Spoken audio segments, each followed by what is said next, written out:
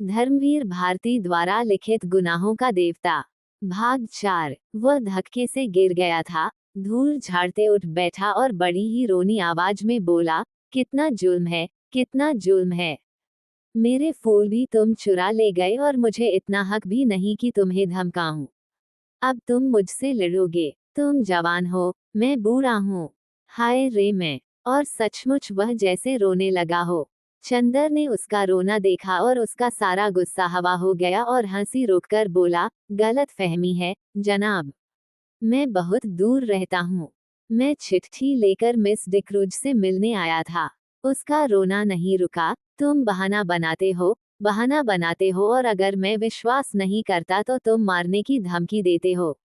अगर मैं कमजोर न होता तो तुम्हें पीसकर खा जाता और तुम्हारी खोपड़ी कुचलकर फेंक देता जैसे तुमने मेरे फूल फेंके होंगे।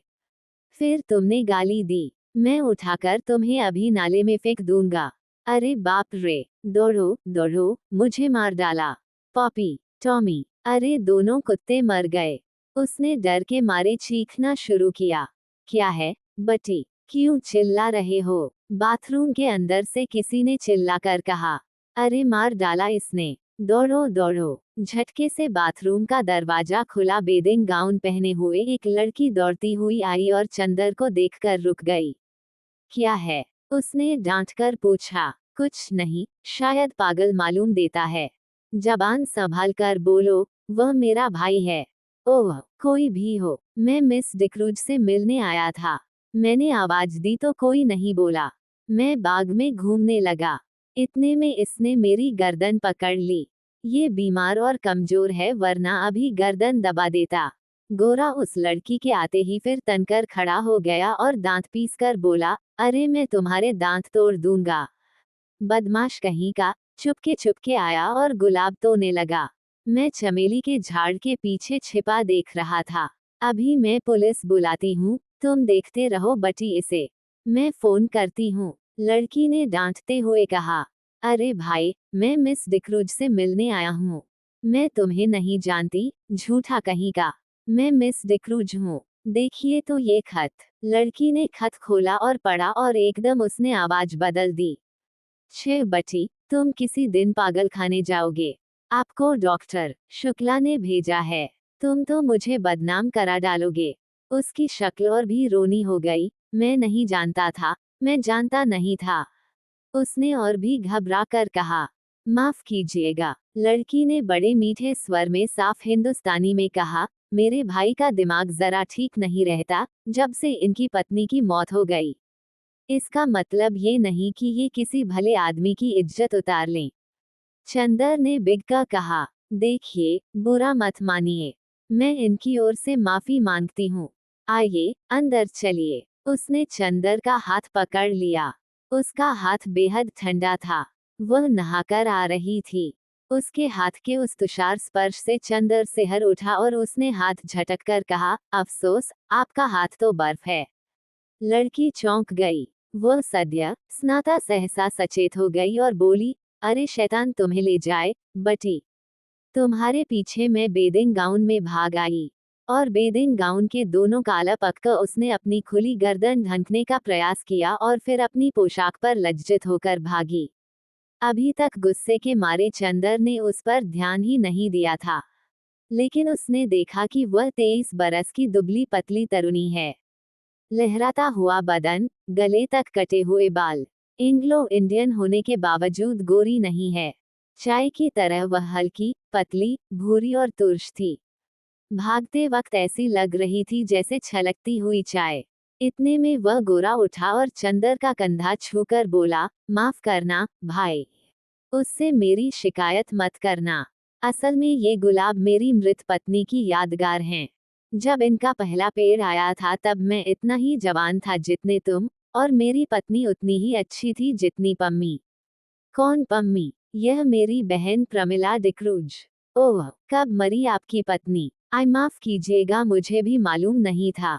हाँ, मैं बड़ा अभागा हूँ। मेरा दिमाग कुछ खराब है, देखिए। कहकर उसने झुककर अपनी खोपड़ी चंदर के सामने कर दी और बहुत गिड़गिड़ा कर बोला, पता नहीं कौन मेरे फूल चुरा ले जाता है। अपनी पत्नी की मृत्यु के बाद 5 साल से मैं इन फूलों को संभाल रहा हूँ। हाय रे मैं जाए, पम्मी बुला रही है। पिछवाड़े के सहन का बीच का दरवाजा खुल गया था और पम्मी कपड़े पहनकर बाहर झांक रही थी। चंदर आगे बढ़ा और गोरा मुकर अपने गुलाब और चमेली की झाड़ी में खो गया। चंदर गया और कमरे में पड़े हुए एक सोफा पर बैठ गया। पम्मी टॉयलेट कर चुकी थी और एक हल्की फ्रांसीसी खुशबू से महक रही थी। शैम्पू से धुले हुए रूखे बाल जो मचले पड़ रहे थे, खुशनुमा आसमानी रंग का एक पतला चिपका हुआ झीना ब्लाउज और ब्लाउज पर एक फ्लैनेल का फुल पेंट जिसके 2 गैलिस कमर, छाती और कंधे पर चिपके हुए थे। होठों पर एक हल्की लिपस्टिक की झलक मात्र थी और गले तक बहुत हल्का पाउडर, जो बहुत नजदीक से ही मालूम होता था। लंबे नाखूनों पर हल्की गुलाबी पैंट। वह आई, निस्संकोच भाव से उसी सोफे पर कपूर के बगल में बैठ गई और बड़ी मुलायम आवाज में बोली, मुझे बड़ा दुख है, मिस्टर कपूर। आपको बहुत तवालत उठानी पड़ी। चोट तो नहीं आई? नहीं, नहीं, कोई बात नहीं। कपूर का सारा गुस्सा हवा हो गया। कोई भी लड़की नी संकोच भाव से, इतनी अपनायत से सहानुभूति दिखाए और माफी मांगे, तो उसके सामने कौन पानी पानी नहीं हो जाएगा, और फिर वह भी तब जबकि उसके होठों पर न केवल बोली अच्छी लगती हो, वरन लिपस्टिक भी इतनी प्यारी हो। लेकिन चंदर की एक आदत थी, और चाहे कुछ न हो, कम से कम वह यह अच्छी तरह जानता था कि नारी जाति से व्यवहार करते समय कहाँ पर कितनी ढील देनी चाहिए, कितना कसना चाहिए, कब सहानुभूति से उन्हें झुकाया जा सकता है, कब अकड़कर। इस वक्त जानता था कि इस लड़की से वह जितनी सहानुभूति चाहे, ले सकता है, अपने अपमान के हर जाने के तौर पर। इसलिए कपूर साहब बोले, लेकिन मिस डिक्रूज, आपके भाई बीमार होने के बावजूद बहुत मजबूत हैं। उफ, गर्दन पर जैसे अभी तक जलन हो रही है। ओहो, सचमुच मैं बहुत शर्मिंदा हूँ। देखूं, और काला हटाकर उसने गर्दन पर अपनी बर्फीली अंगुलियां रख दी। लाये, लोशन मल दूं मैं? धन्यवाद, धन्यवाद, इतना कष्ट न कीजिए। आपकी अंगुलियां गंदी हो जाएंगी। कपूर ने बड़ी शालीनता से कहा। पम्मी के होठों पर एक हल्की सी मुस्कुराहट, आंखों में हल्की सी लाज और वक्ष में एक हल्का सा कंपन दौड़ गया। ये वाक्य कपूर ने चाहे शरारत में ही कहा हो, लेकिन कहा इतने शांत और संयत स्वरों में कि पम्मी कुछ प्रतिवाद भी न कर सकी। और फिर 6 बरस से 60 बरस तक की कौन ऐसी स्त्री है जो अपने रूप की प्रशंसा पर बेहोश न हो जाए। अच्छा लाइए, वो स्पीच कहाँ है जो मुझे टाइप करनी है? उसने विषय बदलते हुए कहा। ये लीजिए। कपूर ने दे दी। ये तो मुश्किल से 3-4 घंटे का काम है। और पम्मी स्पीच को उलट पुलट कर देखने लगी। माफ कीजिएगा, अगर मैं कुछ व्यक्तिगत सवाल पूछूं, क्या आप टाइपिस्ट हैं? कपूर ने बहुत शिष्टता से पूछा। जी नहीं, पम्मी ने उन्हीं कागजों पर नजर गड़ाते हुए कहा, मैंने कभी टाइपिंग और शॉर्टहैंड सीखी थी, और तब मैं सीनियर कैम्ब्रिज पास करके यूनिवर्सिटी गई थी। यूनिवर्सिटी मुझे छोड़नी पड़ी क्योंकि मैंने अपनी शादी कर ली। अच्छा, आपके पति कहाँ हैं? रावलपिंडी में, आर्मी में। लेकिन फिर आप डिक्रूज क्यों लिखती हैं, और फिर मिस? क्योंकि हम लोग अलग हो गए हैं। और स्पीच के कागज को फिर तय करती हुई बोली, मिस्टर कपूर, आप अविवाहित हैं? जी हाँ, और विवाह करने का इरादा तो नहीं रखते? नहीं। बहुत अच्छे, तब तो हम लोगों में निभ जाएगी। मैं शादी से बहुत नफरत करती हूँ। शादी अपने को दिया जाने वाला सबसे बड़ा धोखा है। देखिए, ये मेरे भाई हैं न, कैसे पीले और बीमार से हैं। ये पहले बड़े तंदुरुस्त और टेनिस में प्रांत के अच्छे खिलाड़ियों में से थे। एक बिशप की दुबली पतली भावुक लड़की से इन्होंने शादी कर ली, और उसे बेहद प्यार करते थे। सुबह शाम, दोपहर, रात कभी उसे अलग नहीं होने देते थे। हनीमून के लिए उसे लेकर सीलोन गए थे। वह लड़की बहुत कलाप्रिया थी। बहुत अच्छा नाचती थी, बहुत अच्छा गाती थी और खुद गीत लिखती थी। ये गुलाब का बाग उसी ने बनवाया था और इन्हीं के बीच में दोनों बैठकर घंटों गुजार देते थे। कुछ दिनों बाद दोनों में झगड़ा हुआ। क्लब में बॉल डांस था और उस दिन वह लड़की बहुत अच्छी लग रही थी। बहुत अच्छी। डांस के वक्त इनका ध्यान डांस की तरफ कम था, अपनी पत्नी की तरफ ज्यादा। इन्होंने आवेश में उसकी अंगुलियां जोर से दबा दी। वह चीख पड़ी और सभी इन लोगों की ओर देखकर हंस पड़े। वह घर आई और बहुत बिगड़ी, बोली, आप नाच रहे थे या टेनिस का मैच खेल रहे थे? मेरा हाथ था या टेनिस का रैकेट?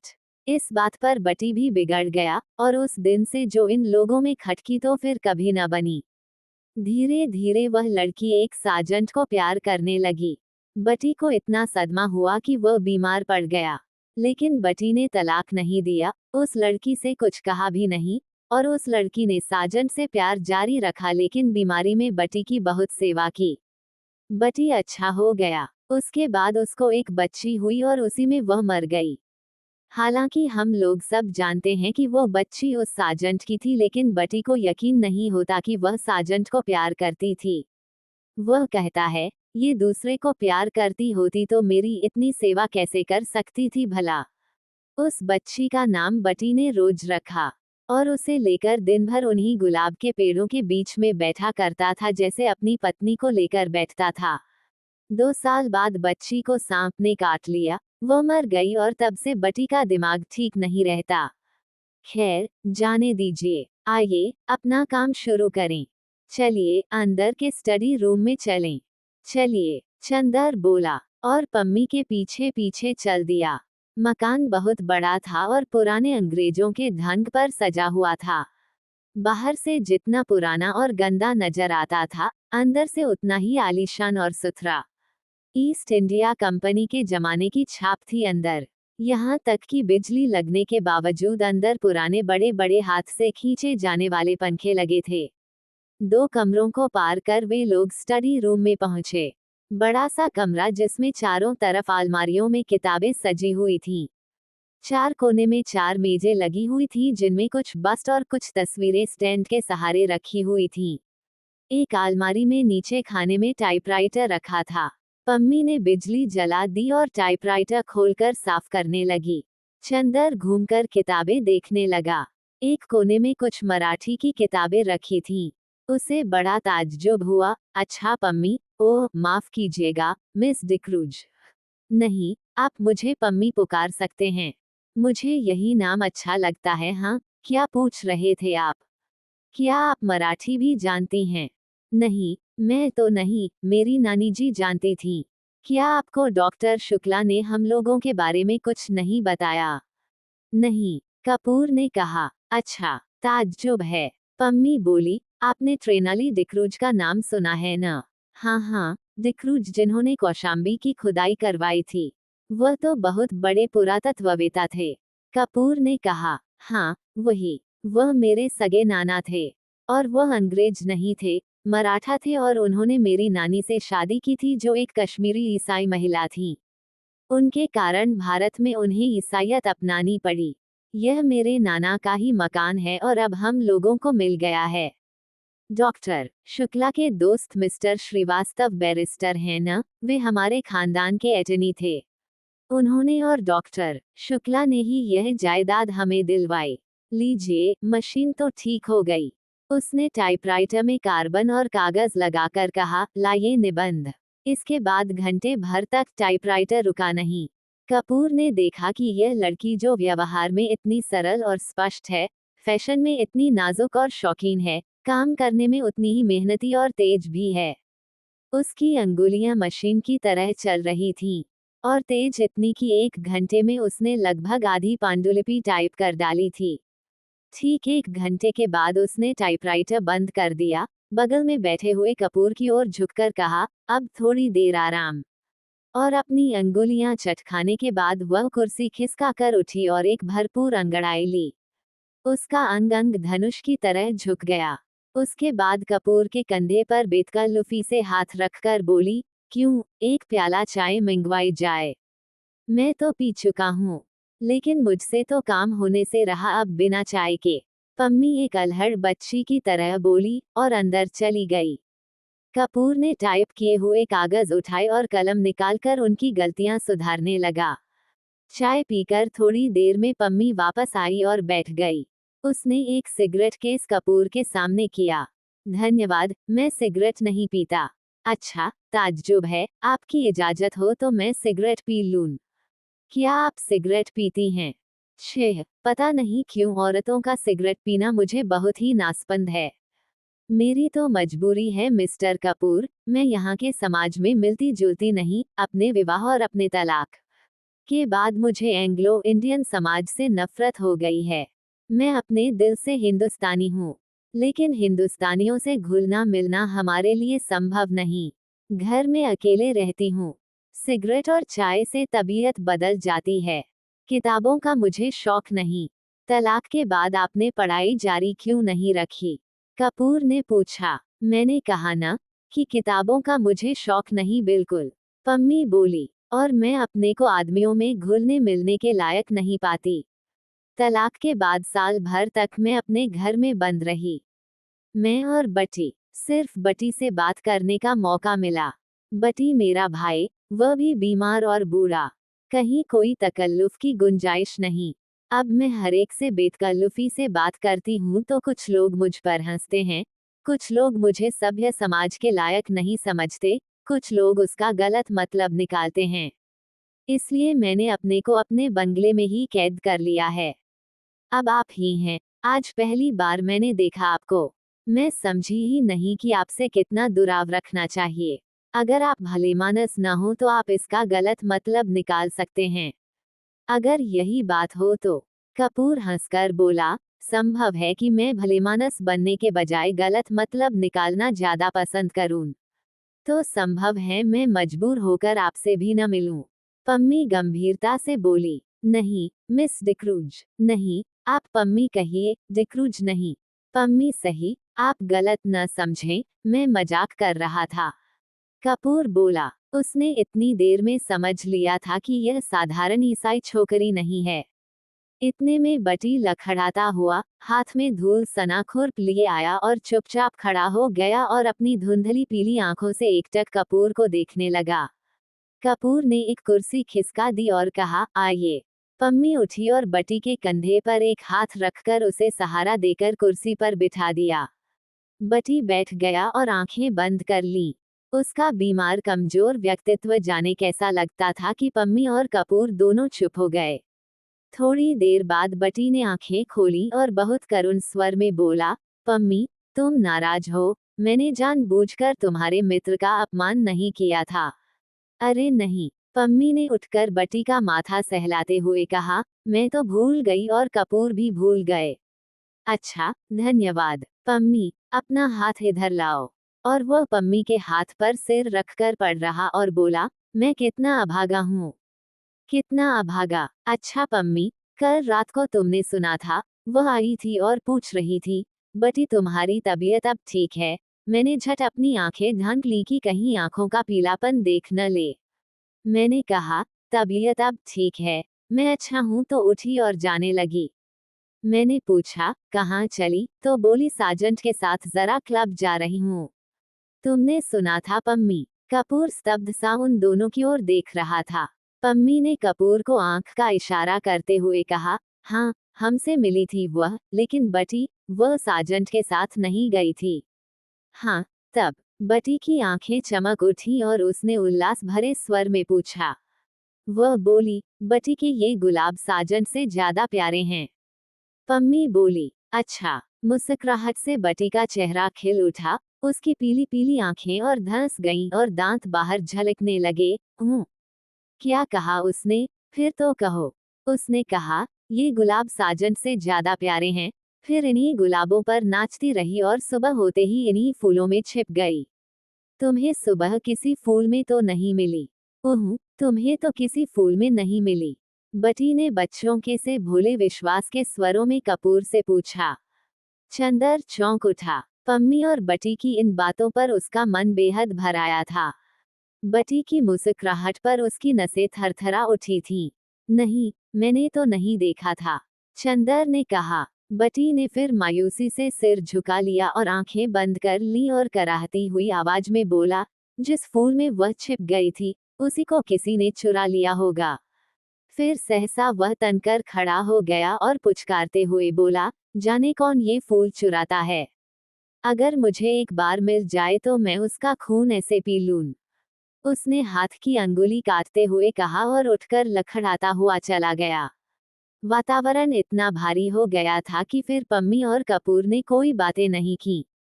पम्मी ने चुपचाप टाइप करना शुरू किया और कपूर चुपचाप बटी की बातें सोचता रहा। घंटा भर बाद टाइपराइटर खामोश हुआ तो कपूर ने कहा, पम्मी, मैंने जितने लोग देखे हैं उनमें शायद बटी सबसे विचित्र है और शायद सबसे दयनीय। पम्मी खामोश रही, फिर उसी लापरवाही से अंगड़ाई लेते हुए बोली, मुझे बटी की बातों पर जरा भी दया नहीं आती। मैं उसको दिलासा देती हूँ क्योंकि वह मेरा भाई है और बच्चे की तरह नासमझ और लाचार है। कपूर चौंक गया। वो पम्मी की ओर आश्चर्य से चुपचाप देखता रहा, कुछ बोला नहीं। क्यों? तुम्हें ताज्जुब क्यों होता है? पम्मी ने कुछ मुस्कुराकर कहा, लेकिन मैं सच कहती हूँ। वो बहुत गंभीर हो गई, मुझे जरा तरस नहीं आता इस पागलपन पर। क्षण भर चुप रही, फिर जैसे बहुत ही तेजी से बोली, तुम जानते हो उसके फूल कौन चुराता है? मैं उसके फूल तोड़ फेंक देती हूँ। मुझे शादी से नफरत है, शादी के बाद होने वाली आपसी धोखेबाजी से नफरत है, और उस धोखेबाजी के बाद इस झूठ मूठ की यादगार और बेईमानी के पागलपन से नफरत है।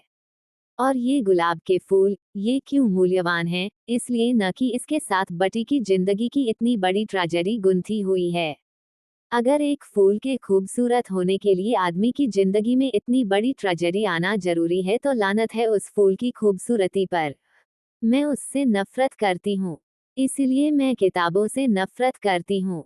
एक कहानी लिखने के लिए कितनी कहानियों की ट्रेजेडी बर्दाश्त करनी होती है। पम्मी चुप हो गई। उसका चेहरा सुर्ख हो गया था। थोड़ी देर बाद उसका तैश उतर गया और वह अपने आवेश पर खुद शर्मा गई। उठकर वह कपूर के पास गई और उसके कंधों पर हाथ रखकर बोली, बटी से मत कहना, अच्छा? कपूर ने सिर हिलाकर स्वीकृति दी और कागज समेटकर खड़ा हुआ। पम्मी ने उसके कंधों पर हाथ रखकर उसे अपनी ओर घुमाकर कहा, देखो, पिछले 4 साल से मैं अकेली थी और किसी दोस्त का इंतजार कर रही थी। तुम आगे और दोस्त बन गए, तो अब अक्सर आना है। अच्छा, कपूर ने गंभीरता से कहा। डॉक्टर शुक्ला से मेरा अभिवादन कहना, कभी यहाँ जरूर आएं। आप कभी चलिए, वहाँ उनकी लड़की है। आप उससे मिलकर खुश होंगी। पम्मी उसके साथ फाटक तक पहुँचाने चली तो देखा बटी एक चमेली के झाड़ में टहनियाँ हटा हटाकर कुछ ढूंढ रहा था। पम्मी को देखकर पूछा उसने, तुम्हें याद है, वह चमेली के झाड़ में तो नहीं छिपी थी? कपूर ने पता नहीं क्यों जल्दी पम्मी को अभिवादन किया और चल दिया। उसे बटी को देखकर डर लगता था। सुधा का कॉलेज बड़ा एकांत और खूबसूरत जगह बना हुआ था। दोनों ओर ऊंची सी मेड़ और बीच में से कंकड़ की एक खूबसूरत घुमावदार सड़क। दाईं ओर चने और गेहूं के खेत, बेर और शहतूत के झाड़ और बाईं ओर ऊंचे ऊंचे टीले और ताड़ के लंबे लंबे पेड़। शहर से काफी बाहर देहात का सा नजारा और इतना शांत वातावरण लगता था कि यहाँ कोई उथल पुथल, कोई शोरगुल है ही नहीं। जगह इतनी हरी भरी कि दर्जों के कमरों के पीछे ही महुआ छूता था और लंबी लंबी घास की दोपहरिया के नीले फूलों की जंगली लतरें उलझी रहती थीं। और इस वातावरण ने अगर किसी पर सबसे ज्यादा प्रभाव डाला था तो वह थी गैसू। उसे अच्छी तरह मालूम था कि बांस के झाड़ के पीछे किस चीज के फूल हैं। पुराने पीपल पर गिलोय की लतर चढ़ी है और करौंदे के झाड़ के पीछे एक साही की मांद है। नागफनी की झाड़ी के पास एक बार उसने एक लोमड़ी भी देखी थी। शहर के एक मशहूर रईस साबिर हुसैन काजमी की वह सबसे बड़ी लड़की थी। उसकी माँ, जिन्हें उसके पिता अदन से ब्याह कर लाए थे, शहर की मशहूर शायरा थी। हालांकि उनका दीवान छपकर मशहूर हो चुका था, मगर वह किसी भी बाहरी आदमी से कभी नहीं मिलती जुलती थी। उनकी सारी दुनिया अपने पति और अपने बच्चों तक सीमित थी। उन्हें शायराना नाम रखने का बहुत शौक था। अपनी दोनों लड़कियों का नाम उन्होंने गैसू और फूल रखा था और अपने छोटे बच्चे का नाम हसरत। हाँ, अपने पतिदेव साबिर साहब के हुक्के से बेहद चिढ़ती थी और उनका नाम उन्होंने रखा था आतिश फिजा। घास, फूल, लतर और शायरी का शौक गैसू ने अपनी माँ से विरासत में पाया था। किस्मत से उसका कॉलेज भी ऐसा मिला जिसमें दर्जों की खिड़कियों से आम की शाखें झांका करती थी, इसलिए हमेशा जब कभी मौका मिलता था क्लास से भागकर गैसू घास पर लेटकर सपने देखने की आदी हो गई थी। क्लास के इस महाभिनिष्क्रमण और उसके बाद लतरों की छांव में जाकर ध्यान योग की साधना में उसकी एकमात्र साथिन थी सुधा। आम की घनी छांव में हरी हरी धूप में दोनों सिर के नीचे हाथ रखकर लेट रहती और दुनिया भर की बातें करती। बातों में छोटी से छोटी और बड़ी से बड़ी किस तरह की बातें करती थी, ये वही समझ सकता है जिसने कभी दो अभिन्न सहेलियों की एकांत वार्ता सुनी हो। गालिब की शायरी से लेकर उनके छोटे भाई हसरत ने एक कुत्ते का पिल्ला पाला है, ये गैसू सुनाया करती थी, और शरत के उपन्यासों से लेकर यह कि उसकी मालिन ने गिलट का कड़ा बनवाया है, ये सुधा बताया करती थी। दोनों अपने अपने मन की बातें एक दूसरे को बता डालती थी, और जितना भावुक, प्यारा, अनजान और सुकुमार दोनों का मन था, उतनी ही भावुक और सुकुमार दोनों की बातें। हाँ, भावुक सुकुमार दोनों ही थी, लेकिन दोनों में एक अंतर था। गैसू शायर होते हुए भी इस दुनिया की थी और सुधा शायर न होते हुए भी कल्पनालोक की थी। गैसू अगर झाड़ियों में से कुछ फूल चुनती तो उन्हें सूंघती, उन्हें अपनी चोटी में सजाती और उन पर चंद शेर कहने के बाद भी उन्हें माला में पिरोकर अपनी कलाई में लपेट लेती। सुधा लतरों के बीच में सिर रखकर लेट जाती और निर्निमेष पलकों से फूलों को देखती रहती और आंखों से न जाने क्या पीकर उन्हें उन्हीं की डालों पर फूलता हुआ छोड़ देती। गैसू हर चीज का उचित इस्तेमाल जानती थी, किसी भी चीज को पसंद करने या प्यार करने के बाद अब उसका क्या उपयोग है, क्रियात्मक यथार्थ जीवन में उसका क्या स्थान है, ये गैसू खूब समझती थी। लेकिन सुधा किसी भी फूल के जादू में बंध जाना चाहती थी, उसी की कल्पना में डूब जाना जानती थी, लेकिन उसके बाद सुधा को कुछ नहीं मालूम था। गैसू की कल्पना और भावुक सूक्ष्मता शायरी में व्यक्त हो जाती थी, अतः उसकी जिंदगी में काफी व्यवहारिकता और यथार्थ था। लेकिन सुधा, जो शायरी लिख नहीं सकती थी, अपने स्वभाव और गठन में खुद ही एक मासूम शायरी बन गई थी। वो भी पिछले 2 सालों में तो सचमुच ही इतनी गंभीर, सुकुमार और भावनामयी बन गई थी कि लगता था कि सूर के गीतों से उसके व्यक्तित्व के रेशे बुन गए हैं। लड़कियां गैसू और सुधा के इस स्वभाव और उनकी अभिन्नता से वाकिफ थीं, और इसलिए जब आज सुधा की मोटर आकर सायाबान में रुकी और उसमें से सुधा और गैसू हाथ में फाइल लिए उतरी तो कामिनी ने हंसकर प्रभा से कहा, लो, चंदा सूरज की जोड़ी आ गई। सुधा ने सुन लिया, मुस्कुराकर गैसू की ओर फिर कामिनी और प्रभा की ओर देखकर हंस दी। सुधा बहुत कम बोलती थी, लेकिन उसकी हंसी ने उसे खुशमिजाज साबित कर रखा था और वह सभी की प्यारी थी। प्रभा ने आकर सुधा के गले में बांह डालकर कहा, गैसू बानो, थोड़ी देर के लिए सुधा रानी को हमें दे दो, जरा कल के नोट्स उतारने हैं इनसे पूछकर। गैसू हंसकर बोली, उसके पापा से तय कर ले, फिर तू जिंदगी भर सुधा को पाल पोस, मुझे क्या करना है। जब सुधा प्रभा के साथ चली गई तो गैसू ने कामिनी के कंधे पर हाथ रखा और कहा, कम्मो रानी, अब तो तुम ही हमारे हिस्से में पड़ी, आओ चलो, देखिए लतर में कुंदरू हैं। कुंदरू तो नहीं, अब चने का खेत हरिया आया है। कम्मो बोली। गृह विज्ञान का पीरियड था और मिस उमालकर पढ़ा रही थी। बीच की कतार की एक बेंच पर कामिनी, प्रभा, गैसू और सुधा बैठी थीं। हिस्सा बांट अभी तक कायम था, अतः कामिनी के बगल में गैसू, गैसू के बगल में प्रभा और प्रभा के बाद बेंच के कोने पर सुधा बैठी थी। मिस उमालकर रोगियों के खान पान के बारे में समझा रही थी। मेज के बगल में खड़ी हुई, हाथ में एक किताब लिए हुए, उसी पर निगाह लगाए वह बोलती जा रही थी। शायद अंग्रेजी की किताब में जो कुछ लिखा हुआ था, उसी का हिंदी में उल्था करते हुए बोलती जा रही थी। आलू एक नुकसानदेह तरकारी है, रोग की हालत में वो खुश्क होता है, गर्म होता है और हजम मुश्किल से होता है। सहसा गैसू ने एकदम बीच से पूछा, गुरुजी, गांधी जी आलू खाते हैं या नहीं? सभी हंस पड़े। मिस उमालकर ने बहुत गुस्से से गैसू की ओर देखा और डांटकर कहा, why talk of Gandhi? I want no political discussion in class.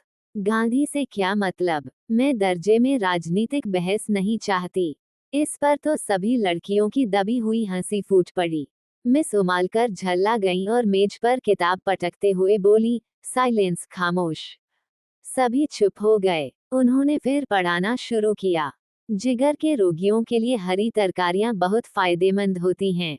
लौकी, पालक और हर किस्म के हरे साग तंदुरुस्ती के लिए बहुत फायदेमंद होते हैं। सहसा प्रभा ने कोहनी मारकर गैसू से कहा, ले, फिर क्या है, निकाल चने का हरा साग, खा खाकर मोटे हों मिस उमालकर के घंटे में। गैसू ने अपने कुर्ते की जेब से बहुत सा साग निकालकर कामिनी और प्रभा को दिया। मिस उमालकर अब शक्कर के हानि लाभ बता रही थी।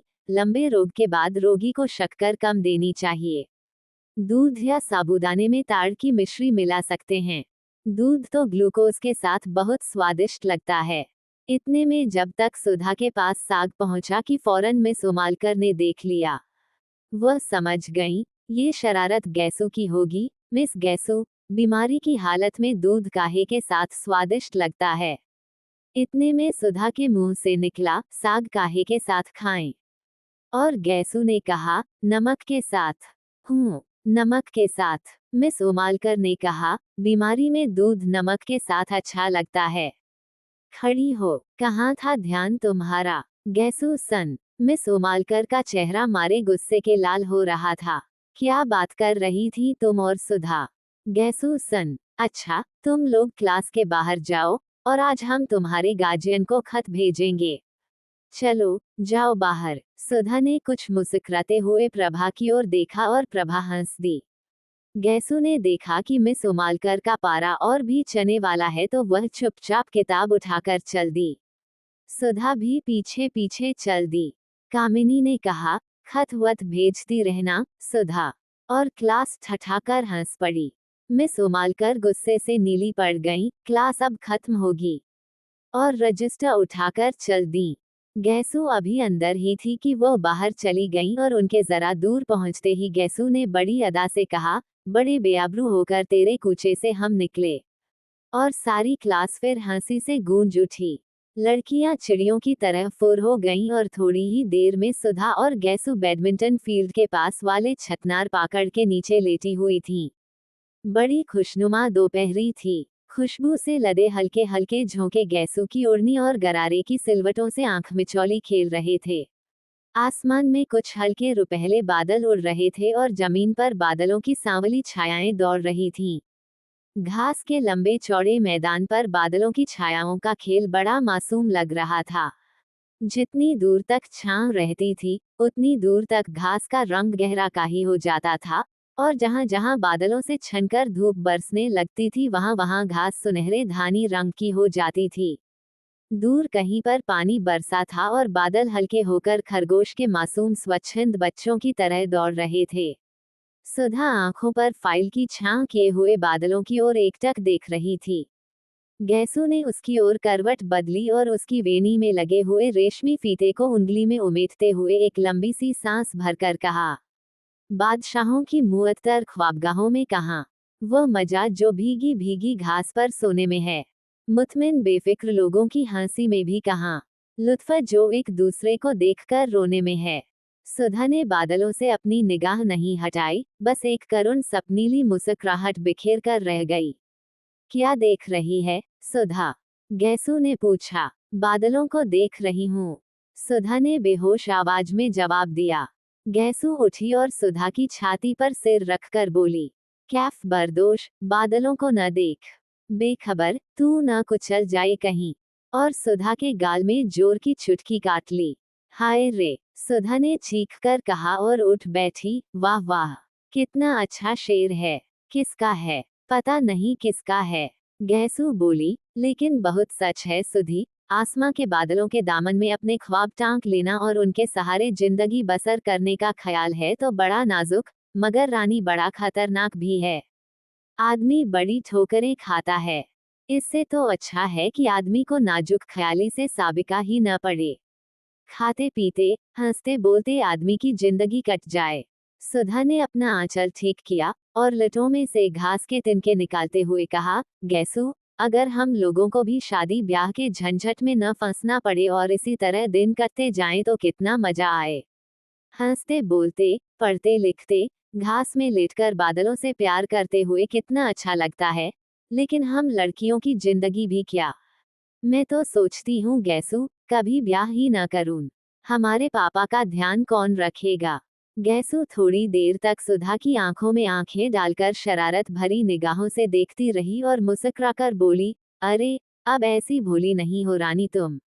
ये शबाब, ये उठान और ब्याह नहीं करेगी, जोगन बनेंगी। अच्छा, चल हट बेशरम कहीं की, खुद ब्याह करने की ठान चुकी है तो दुनिया भर को क्यों तोहमत लगाती है। मैं तो ठान ही चुकी हूँ, मेरा क्या। फ्रिक तो तुम लोगों की है कि ब्याह नहीं होता तो लेटकर बादल देखती हैं। गैसू ने मचलते हुए कहा। अच्छा अच्छा, गैसू की ओढ़नी खींचकर सिर के नीचे रखकर सुधा ने कहा, क्या हाल है तेरे अख्तर मियाँ का। मंगनी कब होगी तेरी। मंगनी क्या, किसी भी दिन हो जाए, बस फूफी जान के यहाँ आने भर की कसर है। वैसे अम्मी तो फूल की बात उनसे चला रही थी, पर उन्होंने मेरे लिए इरादा जाहिर किया। बड़े अच्छे हैं, आते हैं तो घर भर में रोशनी छा जाती है। गैसू ने बहुत भोलेपन से गोद में सुधा का हाथ रखकर उसकी उंगलियां चिटकाते हुए कहा, वे तो तेरे चचाजाद भाई हैं न, तुझसे तो पहले उनसे बोल चाल रही होगी। सुधा ने पूछा। हाँ हाँ, खूब अच्छी तरह से। मौलवी साहब हम लोगों को साथ साथ पढ़ाते थे और जब हम दोनों सबक भूल जाते थे तो एक दूसरे का कान पककर साथ साथ उठते बैठते थे। गैसू कुछ झेपते हुए बोली। सुधा हंस पड़ी, वाह रे, प्रेम की इतनी विचित्र शुरुआत मैंने कहीं नहीं सुनी थी। तब तो तुम लोग एक दूसरे का कान पकने के लिए अपने आप सबक भूल जाते होंगे। नहीं जी, एक बार फिर पका कौन सबक भूलता है और एक बार सबक याद होने के बाद जानती हो इश्क में क्या होता है। मकतबे इश्क में एक ढंग निराला देखा, उसको छुट्टी न मिली जिसको सबक याद हुआ। खैर, ये सब बात जाने दे सुधा, अब तू कब ब्याह करेगी। जल्दी ही करूंगी, सुधा बोली। किससे। तुझसे। और दोनों खिलखिलाकर हंस पड़ी। बादल हट गए थे और पाकड़ की छां को चीरते हुए एक सुनहली रोशनी का तार झिलमिला उठा। हंसते वक्त गैसू के कान के टॉप चमक उठे और सुधा का ध्यान उधर खींच गया। ये कब बनवाया तूने। बनवाया नहीं, तो उन्होंने दिए होंगे, क्यों। गैसू ने शर्माकर सिर हिला दिया। सुधा ने उठकर हाथ से छूते हुए कहा, कितने सुंदर कमल हैं। वाह, क्यों। गैसू, तूने सचमुच के कमल देखे हैं। न, मैंने देखे हैं। कहाँ। असल में 5-6 साल पहले तक तो मैं गांव में रहती थी न। ऊंचाहार के पास एक गांव में मेरी बुआ रहती है न, बचपन से मैं उन्हीं के पास रहती थी। पढ़ाई की शुरुआत मैंने वहीं की और 7वीं तक वहीं पढ़ी। तो वहां मेरे स्कूल के पीछे के पोखरे में बहुत से कमल थे। रोज शाम को मैं भाग जाती थी और तालाब में घुसकर कमल तोड़ती और घर से बुआ एक लंबा सा सोंटा लेकर गालियां देती हुई आती थी मुझे पकड़ने के लिए। जहां वह किनारे पर पहुंचती तो मैं कहती, अभी डूब जाएंगे बुआ, अभी डूबे। तो बहुत रबड़ी मलाई की लालच देकर वो मिन्नत करती निकल आओ, तो मैं निकलती थी। तुमने तो कभी देखा नहीं होगा हमारी बुआ को। न, तूने कभी दिखाया ही नहीं। इधर बहुत दिनों से आई ही नहीं वे। आएंगी तो दिखाऊंगी तुझे। और उनकी एक लड़की है।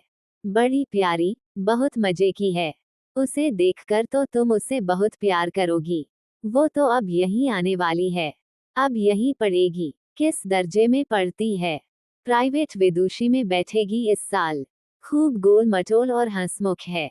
सुधा बोली। इतने में घंटा बोला और गैसू ने सुधा के पैर के नीचे दबी हुई अपनी ओढ़नी खींची। अरे, अब आखिरी घंटे में जाकर क्या पढ़ोगी। हाजिरी कटी गई। अब बैठो यहीं बातचीत करें, आराम करें। सुधा ने अलसाए स्वर में कहा और खड़ी होकर एक मदमाती हुई अंगड़ाई ली। गैसू ने हाथ पकड़ उसे बिठा लिया और बड़ी गंभीरता से कहा, देखो, ऐसी अरसौही अंगड़ाई न लिया करो, इससे लोग समझ जाते हैं कि अब बचपन करवट बदल रहा है। धत। बेहद झेपकर और फाइल में मुंह छिपाकर सुधा बोली। लो, तुम मजाक समझती हो, एक शायर ने तुम्हारी अंगड़ाई के लिए कहा है। कौन ये ले रहा है अंगड़ाई। आसमानों को नींद आती है। वाह। सुधा बोली। अच्छा गैसू, आज बहुत से शेर सुनाओ। सुनो। एक रिदायतीरगी है और खाबे कायनात। डूबते जाते हैं तारे, भीगती जाती है रात। पहली लाइन के क्या मतलब हैं? सुधा ने पूछा। हृदयतीर्गी के माने हैं अंधेरे की चादर और खाबे कायनात के माने हैं जिंदगी का सपना। अब फिर सुनो शेर। एक हृदयतीर्गी है और खाबे कायनात। डूबते जाते हैं तारे, भीगती जाती है रात। वाह कितना अच्छा है। अंधकार की चादर है, जीवन का स्वप्न है। तारे डूबते जाते हैं, रात भीगती जाती है। गैसू, उर्दू की शायरी बहुत अच्छी है। तो तू खुद उर्दू क्यों नहीं पढ़ लेती? गैसू ने कहा। चाहती तो बहुत हूँ, पर निभ नहीं पाता। किसी दिन शाम को आओ सुधा, तो अम्मी जान से तुझे शेर सुनवाएं। ये ले तेरी मोटर तो आ गई। सुधा उठी, अपनी फाइल उठाई। गैसू ने अपनी ओढ़नी झाड़ी और आगे चली। पास आकर उचककर उसने प्रिंसिपल का रूम देखा। वो खाली था। उसने दाई को खबर दी और मोटर पर बैठ गई। गैसू बाहर खड़ी थी। चल तू भी न। नहीं, मैं गाड़ी पर चली जाऊंगी। अरे चलो, गाड़ी 4:30 बजे जाएगी। अभी घंटा भर है। घर पर चाय पेंगे, फिर मोटर पहुंचा देगी। जब तक पापा नहीं है, तब तक जितना चाहो कार घिसो। गैसू भी आ बैठी और कार चल दी। दूसरे दिन जब चंदर डॉक्टर शुक्ला के यहाँ निबंध की प्रतिलिपि लेकर पहुंचा तो 8 बज चुके थे। 7 बजे तो चंदर की नींद ही खुली थी और जल्दी से वह नहा धोकर साइकिल दौड़ाता हुआ भागा था कि कहीं भाषण की प्रतिलिपि पहुंचने में देर न हो जाए। जब वह बंगले पर पहुंचा तो धूप फैल चुकी थी। अब धूप भली नहीं मालूम देती थी। धूप की तेजी बर्दाश्त के बाहर होने लगी थी। लेकिन सुधा नीलकांठे के ऊंचे ऊंचे झाड़ों की छांव में एक छोटी सी कुर्सी डाले बैठी थी। बगल में एक छोटी सी मेज थी जिस पर कोई किताब खुली हुई रखी थी। हाथ में क्रोशिया थी और उंगलियां एक नाजुक तेजी से डोरे से उलझ सुलझ रही थीं। हल्के बादामी रंग की इकलाई की लहराती हुई धोती, नारंगी और काली तिरछी धारियों का कल्फ किया चुस्त ब्लाउज और एक कंधे पर उभरा एक उसका पफ ऐसा लग रहा था जैसे कि बांह पर कोई रंगीन तितली आकर बैठी हुई हो और उसका सिर्फ एक पंख उठा हो। अभी अभी शायद नहाकर उठी थी क्योंकि शरद की खुशनुमा धूप की तरह हल्के सुनहले बाल पीठ पर लहरा रहे थे। नीलकांठे की टहनियां उनको सुनहली लहरें समझकर अटखेलियां कर रही थीं।